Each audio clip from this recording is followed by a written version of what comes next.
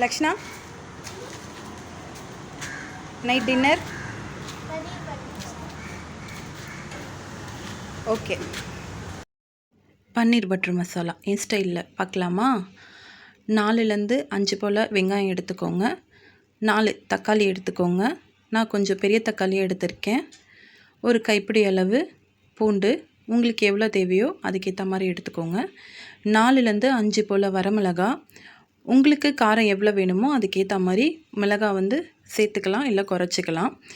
பூண்டு, வெங்காயம், தக்காளி, காஞ்ச மிளகாய் ரெடியாக இருக்குது. கொஞ்சம் முந்திரி பருப்பு எடுத்துக்கோங்க. முந்திரி பருப்பு நம்ம சேர்த்துக்கணும், ஏன்னா அப்போ தான் அந்த கிரேவி கொஞ்சம் க்ரீமியாக இருக்கும். உங்களுக்கு தேவையில்லைன்னா ஸ்கிப் பண்ணிக்கலாம், இல்லை உங்களுக்கு வேணும்னா கூட நீங்கள் எக்ஸ்ட்ரா கூட ஆட் பண்ணி சேர்த்துக்கலாம். அப்போ தான் கொஞ்சம் டேஸ்ட் இருக்கும் முந்திரி பருப்பு போட்டால் தான். இது எல்லாமே இப்போ நம்ம ரெடி ஆகிடுச்சு. வெங்காயம், தக்காளி நம்மளுக்கு பொடி பொடியாக கட் பண்ணணுன்னு அவசியம் இல்லை, பெருசாக கட் பண்ணாலே போதும். இப்போது பேனில் சூடானதும் பட்டரு, பூண்டு, காஞ்ச மிளகாய் இதை போட்டு நல்லா வதக்கிக்கோங்க. பூண்டு கொஞ்சம் ப்ரௌனிஷாக ஆகணும், அப்போ தான் நமக்கு அந்த டேஸ்ட்டு கிடைக்கும். இல்லைனா அந்த பச்சை வாசனை நம்மளுக்கு அப்படியே இருக்கும். ஸோ பச்சை வாசனை போகிற அளவுக்கு கொஞ்சம் நல்லா வதக்கிக்கோங்க. வதக்கும் போதே நம்ம முந்திரியையும் சேர்த்து வதக்கிக்கோங்க. ஏன்னா அப்படி வதக்கினா தான் நம்மளுக்கு அந்த முந்திரி ஒரு கோல்டன் ப்ரௌன் ஆகும்போது நம்மளுக்கு சாப்பிட அந்த டேஸ்ட்டு நம்மளுக்கு கொஞ்சம் கிடைக்கும். இது எல்லாமே சேர்த்து நல்லா வதக்கினதும் நம்மளுக்கு எடுத்து வச்சுருக்க வெங்காயத்தை இப்போ சேர்த்துக்கலாம். வெங்காயம் நம்மளுக்கு கொஞ்சம் பெரிய பெரிய சைஸாக தான் இருக்கும், ஏன்னா நம்ம வதக்கி அரைக்க போகிறோன்றதுனால பெரிய பெரிய சைஸாக கட் பண்ணியாச்சு. இதையும் போட்டு நல்லா வதக்கிக்கோங்க.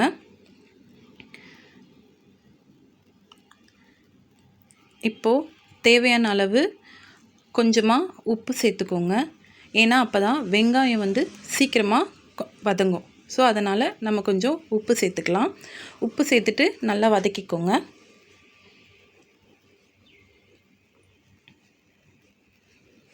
கொஞ்சம் வெங்காயம் பெரிய பெரிய சைஸாக இருக்கிறனால கொஞ்சம் கட் பண்ணிக்கலாம், வெட்டி வெட்டி விட்டுக்கலாம் கரண்டிலேயே வதக்கும் போதே.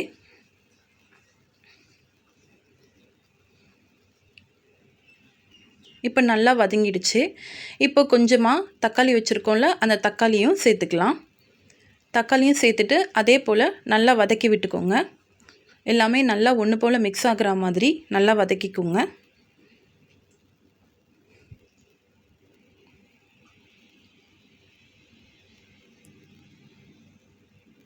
தக்காளி நல்லா பட்டரோடு சேர்ந்து வெங்காயத்தோடு சேர்ந்து கொஞ்சம் நல்லா வதங்கணும், ஏன்னா அப்போ வதங்கினா தான் நம்மளுக்கு அரைக்கும் போதும் அந்த பச்சை வாசனை இல்லாமல் கொஞ்சம் நல்லாயிருக்கும். மூடி போட்டு ஒரு 5 நிமிஷம். பன்னீர் பட்டர் மசாலா ரெடியா? இன்னைக்கு செய்யலையே லக்ஷ்ணா. நான் இன்னைக்கு சாப்பிடவே மாட்டேம்மா, போமா. என் பொண்ணுக்கிட்ட போய் சொன்னதும், நான் பன்னீர் பட்டர் மசாலா செய்யலைன்னு சொன்னதும் அவள் கோச்சிட்டு போயிட்டா. ஆனால் என் பையன் கண்டுபிடிச்சிட்டான் நான் செய்கிறேன்னு சொல்லிட்டு. ஸோ நெக்ஸ்ட்டு அவன் தான் எனக்கு கொஞ்சம் ஹெல்ப் பண்ணான். இப்போ பார்த்தீங்கன்னா வெங்காயம் தக்காளிலாம் நல்லா ஆறிடுச்சு. அதை நம்ம ஒரு மிக்ஸி ஜாரில் போட்டு நம்ம அரைச்சிக்கலாம். என் பையனுக்கு கொஞ்சம் குக்கிங்கில் நிறைய இன்ட்ரெஸ்ட் இருக்குது. ஸோ அவர் தான் செய்ய ஆரம்பிச்சிட்டாரு. அவங்க அப்பா கோச்சிட்ருக்கான்னு சொல்லிட்டு அவளை கூப்பிட்டுட்டே இருந்தான், ஏன்னா பன்னீர் பட்டர் மசாலா தான் அம்மா செய்கிறா அப்படின்ட்டு. அவளும் ஆசையாக பார்த்தா. அவளுக்கு பன்னீரை பார்த்த உடனே ரொம்ப ஆசையாகிடுச்சு, எடுத்து சாப்பிட ஆரம்பிச்சிட்டா. நெக்ஸ்ட்டு பார்த்திங்கன்னா அரைச்சி நம்மளுக்கு இந்த பேஸ்ட் மாதிரி கொஞ்சம் நல்லா ரெடி ஆகிடுச்சு. இன்னும் கொஞ்சம் நைஸாக அரைக்கணும், கொஞ்சம் திப்பி திப்பியாக இருக்குது. ஸோ அதனால் அதையும் நல்லா போட்டு மிக்ஸி ஜாரில் நல்லா அரைச்சாச்சு. நல்லா பேஸ்ட்டாக இருக்கணும், அப்போ தான் இருந்தால் தான் நம்மளுக்கு அந்த சாப்பிடும்போது அந்த க்ரீமியாக இருக்கும் நம்மளுக்கு பன்னீர் பட்டர் மசாலா.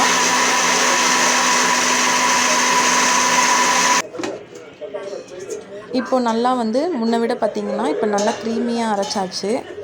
இப்போது அதே பேனில் அவனே ஸ்டவ் பற்ற வச்சு அவனே பண்ணிக்கிறான், நானே ஸ்டார்ட் பண்ணுறேன் அப்படின்ட்டான். இப்போது பார்த்திங்கன்னா பேன் வச்சாச்சு. பேன் ஹீட் ஆனதும் அதில் அமுல் பட்டர் சேர்த்துக்கலாம்.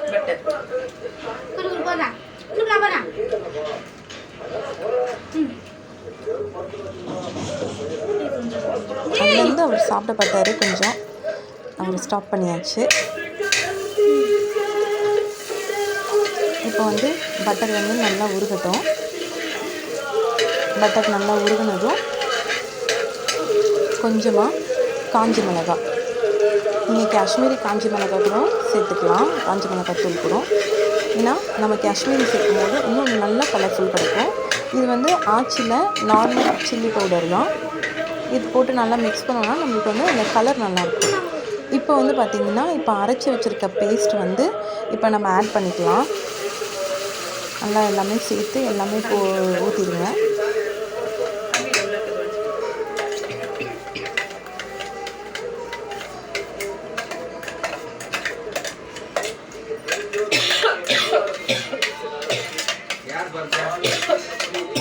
சூப்பராக எல்லாமே ஜாரில் இருக்கிறதெல்லாம் எடுத்து கரெக்டாக க்ளீன் பண்ணி போடுறாரு.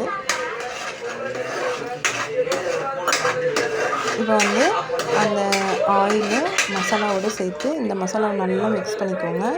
இப்போ நம்ம வந்து ஃப்ரெஷ் க்ரீம் ரெடி பண்ண போகிறோம். ஃப்ரெஷ் க்ரீம் வந்து நம்ம கடையில் வாங்கல, அதுக்கு பதிலாக ஒரு 4லேருந்து 5 கியூப் வந்து பன்னீர் எடுத்து அது மிக்ஸி ஜாரில் போட்டு நல்லா அரைச்சிக்கோங்க. ஃபஸ்ட்டு நல்லா கிரைண்ட் பண்ணிக்கோங்க. நல்லா கிரைண்ட் பண்ணிட்டீங்கன்னா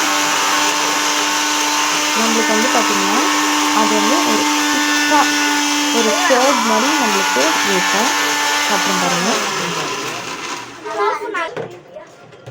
பார்த்திங்களா நல்லா கர்ட் மாதிரி பட்டர் மாதிரி நல்லா வெண்ணெயாட்டம் திரண்டு வந்திருக்கு. இப்போ என்ன பண்ணணும், நம்ம அதில் கொஞ்சம் கொஞ்சமாக வாட்டர் ஆட் பண்ணிவிட்டு நல்லா அதை மிக்ஸ் பண்ணி அரைக்கணும்.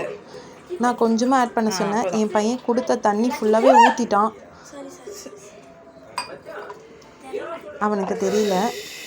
ஆனால் நீங்கள் கொஞ்சம் கொஞ்சமாக தண்ணி ஆட் பண்ணிவிட்டு ஒரு க்ரீமி டெக்ஸ்சருக்கு ஒரு க்ரிஸ்பி வந்து ரெடி பண்ணிக்கோங்க. நல்லா அரைங்க. இல்லைன்னா வந்து அதுவே கொஞ்சம் குட்டி குட்டியாக வந்து நிற்கும், தேங்காய் தூள் மாதிரி. இப்போ அரைச்சாச்சு. ஃப்ரெஷ் க்ரீமு நம்ம வீட்டிலேயே நம்ம ரெடி பண்ணிட்டோம், கடையில் வாங்கல. ஃப்ரெஷ் க்ரீம் ஃப்ரெஷ் க்ரீமு வீட்டிலே அரைச்சி ஃப்ரெஷ் க்ரீம் நீங்களும் இதே மாதிரி வீட்டில் அரைங்க.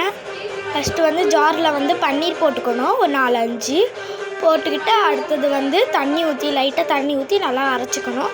திரும்ப இன்னும் கொஞ்சம் தண்ணி ஊற்றிக்கிட்டு அரைச்சா ஃப்ரெஷ் க்ரீம் ரெடி.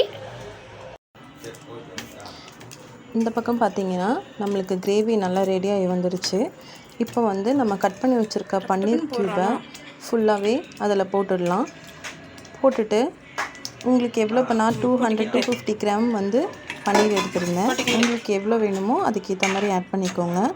இப்போ எல்லாம் பன்னீரும் சேர்த்து நல்லா மிக்ஸ் பண்ணணும். கிரேவியும் பன்னீரும் ஃபுல்லாகவே நல்லா மிக்ஸ் ஆகணும். அந்தளவுக்கு நல்லா மிக்ஸ் பண்ணி விட்டுக்கோங்க.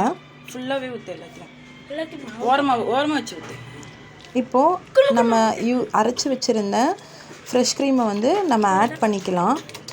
என் பையன் வந்து நிறைய வாட்டர் ஆட் பண்ணதுனால ஃப்ரெஷ் க்ரீம் வந்து நிறைய ஆகிடுச்சு. ஆனால் வந்து நீங்கள் வந்து அளவாக அரைச்சிக்கோங்க. ஒரு 4 to 5 க்யூப்ஸ்க்கு ஏற்ற வந்து ஃப்ரெஷ் க்ரீமு கொஞ்சம் கொஞ்சமாக தண்ணி ஊற்றி ஒரு திக் கன்சிஸ்டன்சியில் அரைச்சி சேர்த்துக்கோங்க. ஓகேங்களா? இப்போது எல்லாமே சேர்த்து எல்லாம் நல்லா மிக்ஸ் பண்ணிக்கோங்க. க்ரீமு பன்னீர் கிரேவி எல்லாமே வந்து ஒன்றா மிக்ஸ் ஆகணும். அடுப்பை வந்து கொஞ்சம் சிம்மில் வச்சுக்கோங்க. ஏன்னா வந்து இது தெறிக்கும், மேலே பட்டுடுச்சுன்னா நம்மளுக்கு சுட்டுடும். ஸோ ஓரளவுக்கு சிம்மில் வச்சு நல்லா மிக்ஸ் பண்ணிக்கோங்க.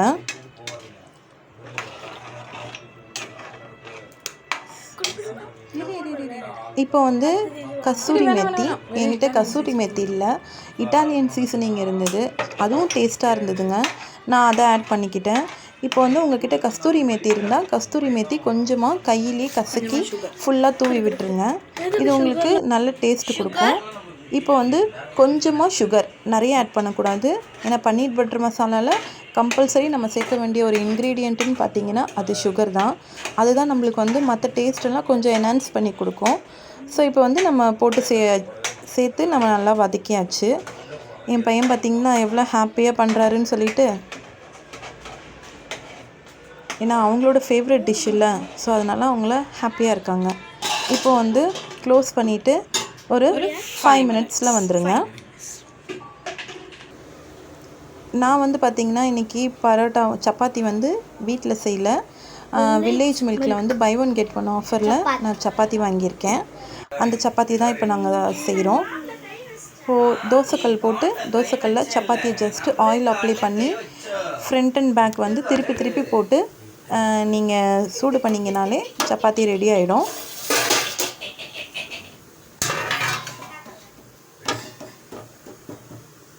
கொஞ்சம் கீரை சப்பாத்தி மாஸ்டர் எங்களுக்கு சப்பாத்தி போட்டு கொடுத்துட்டாரு. உஃப்ல வந்து லைட்டாக கீரை போட்டு விட்டுருங்க. கையிடு.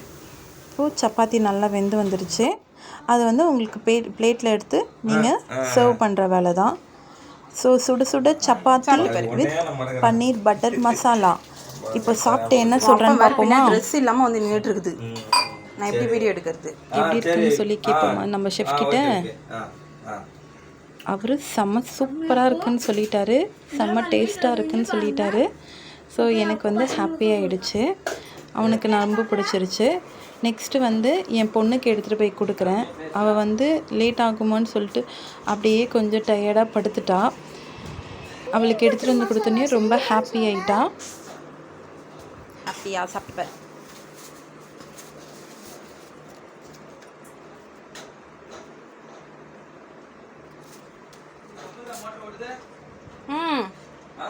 ஆமாம்.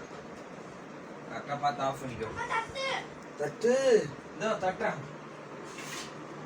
செம்மையா இருக்குமா, சூப்பராக இருக்கு.